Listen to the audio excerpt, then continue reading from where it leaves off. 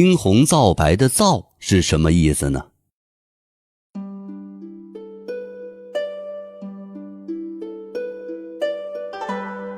青红皂白作为一个常用词语，大家应该都了解它的意思。它是形容人对一件事的看法只靠主观判断，不分是非对错，指责他人，让其他人受委屈。但我们仔细看一看这个词，就会发现青红白这些都是颜色，这皂这个字就不太好理解了。大家看到皂的第一时间肯定会联想到现在的肥皂香皂，这个时候大家可能心里就会想，这怎么三个颜色的词里混进去一个肥皂呢？你还别说，这个皂还真的和肥皂有一点关系。古时候人们洗衣服用的东西叫做皂角，也叫皂荚的，它外观长得很像我们现在常吃的豆角，它是皂罂树的果实，具有一定的清洁能力。古人摘取晒干之后把它捣碎，放在水中会产生一种白色的泡沫，就很像我们现在用肥皂搓出来的泡沫一样。而且它还可以作为一种黑色的染料。皂荚可能很多年纪比较大的朋友小时候还见到过，还玩过。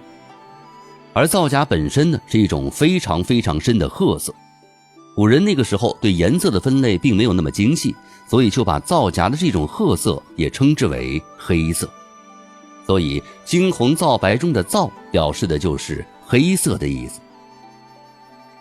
那我们回过头来再看看这个成语，所谓的青红皂白，那不就指的是对是非对错的界限吗？青色和红色是一组强对比的互补色，而白色的对比色呢，很明显就是黑色。这样四种颜色两两对比，就能感觉出这其中的界限分明了。而且相传皂这个字的由来也非常有趣。我们都知道彩虹是赤橙黄绿青蓝紫7种颜色，它们的色调变化基本上就囊括了世间所有的色彩。但是黑色和白色这两种颜色比较特殊，于是人们就将白字巧妙地组合在7种颜色的7之上，组成了现在的皂字，上面一个白，下面一个7。这样呢，皂字也就代表了和白色相对应的黑色。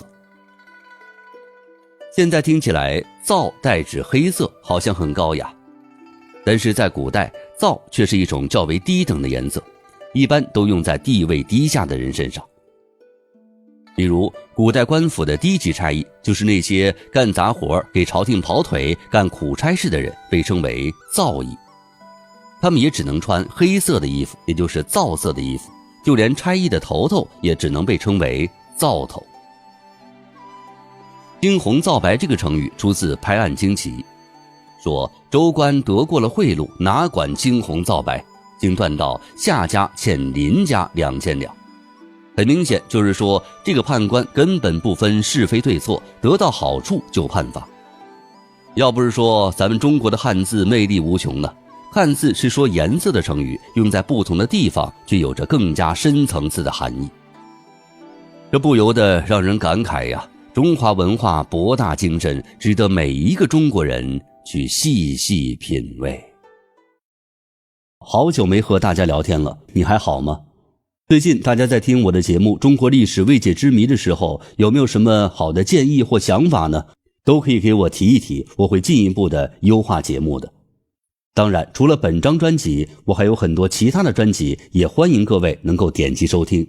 比如，如果你想了解春秋时期的历史，可以听我的《春秋大事件》；想了解好玩有趣的冷知识，可以收听鲜为人知的历史冷知识。当然，我还最推荐一本正史，那就是《话说上下5000年》。这本专辑呢，是从远古时期一直讲到了清朝灭亡，讲的可都是正史。对历史感兴趣的朋友，不妨听一听《话说上下5000年》。当然，如果你喜欢看视频呢，也可以在抖音、快手视频号上搜索苏鹏有态度，那里面都是我日常生活中的一些记录，讲的呢也是和历史相关的事情，感兴趣的朋友可以看一看。谢谢各位。